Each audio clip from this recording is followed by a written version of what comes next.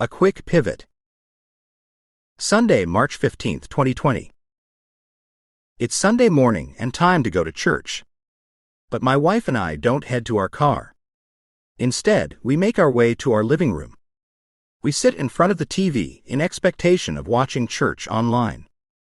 We wait with excitement, anticipating a fresh way of encountering God. But we also mourn that we'll not experience sweet community with our friends, fellow followers of Jesus. This year began like most others, full of promise for a new beginning, a fresh start for the coming year. Brimming with expectation for the potential that 2020 held, people everywhere planned as they hoped for what the next 12 months would offer. Yet soon after we turned the pages on our calendars to the month of January, we heard rumblings of a distant threat from a faraway land. As the days marched on, the rumblings grew louder and the menace moved closer. Week by week, the enemy approached us in the United States, just as it encroached on every other country in the world. Information and misinformation abounded. Experts contradicted one another about the severity of this unseen enemy and the prescription to deal with this unprecedented virus. Colleges sent students home. Those sporting events that continued often did so without the presence of fans. Decision-makers everywhere wrestled over how to best respond to something that no one fully understood. Our church leaders grappled with this too, desiring to determine the best response to keep our church community healthy and safe. 4 days ago, they announced their decision. We have decided to move our Sunday services to an online format for the next 2 Sundays, March 15th and March 22nd. So we spend Sunday at home. We'll watch church online this week and next, resuming services as normal by the end of March. This announcement carries a link to our church's Facebook page. Candy, my wife, fiddles with her smartphone, trying to connect the tiny image on social media to our television set, something we have never done but know is possible. An unfamiliar interface thwarts what should be a simple task. After several minutes of frustration, we consider retreating to my office computer and huddling in front of the monitor. Or we could watch the event separately, each on our own phone. Instead, she perseveres, hoping to accomplish our goal of experiencing church from the comfort of our living room. Of course, this is a recorded video and not a live stream, so we can watch it at any time we wish. I should be more patient. I'm not. Growing in frustration, I pursue a different solution. At last, I find a link to the recording on Vimeo, which is easy to cast to our TV. Soon, the image of 2 familiar faces appears on our television. Recorded in a church office, our worship leader, standing next to our senior pastor, welcomes us to a new way of doing church.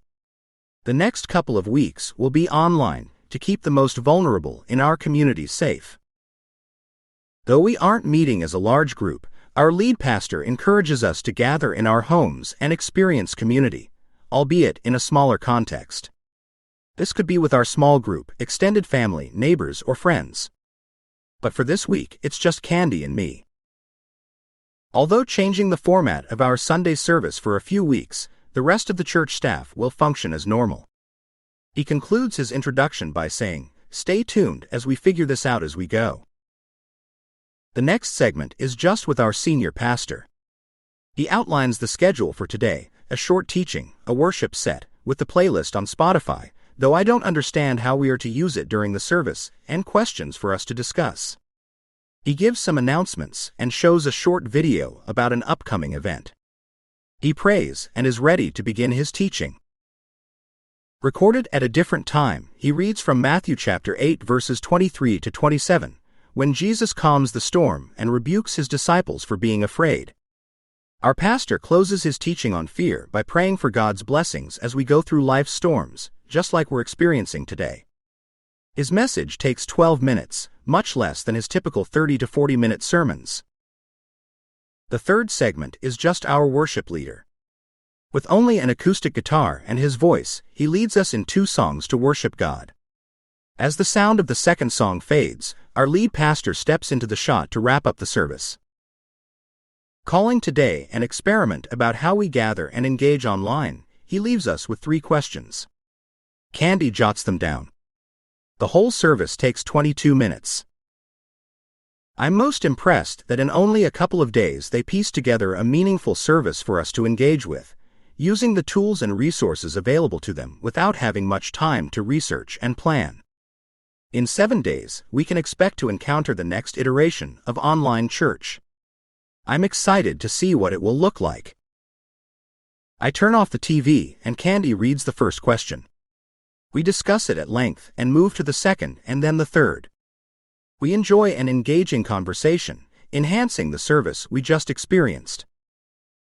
The time spent to connect to the recording, watch it, and discuss the follow-up questions is just over an hour, about the same length as a normal church service, minus travel time. We eat lunch with much to contemplate. With in-person services, our pastor sometimes sends us home with one question, but Candy and I seldom discuss the subject. By the time we wrap up our interactions with others and drive home, the question has faded from our memories, and we don't think to check our notes for a reminder. Though I always try to talk about the message after the service, too many times I forget, and sometimes my efforts fall flat. But occasionally, an insightful interaction takes place. Having probing talking points to use facilitates meaningful discussion which, with online church, we can consider right away. Takeaway: what if we left every Sunday service armed with a couple of talking points, and then remembered to discuss them? This would require the minister to form the questions, and us to remember to use them.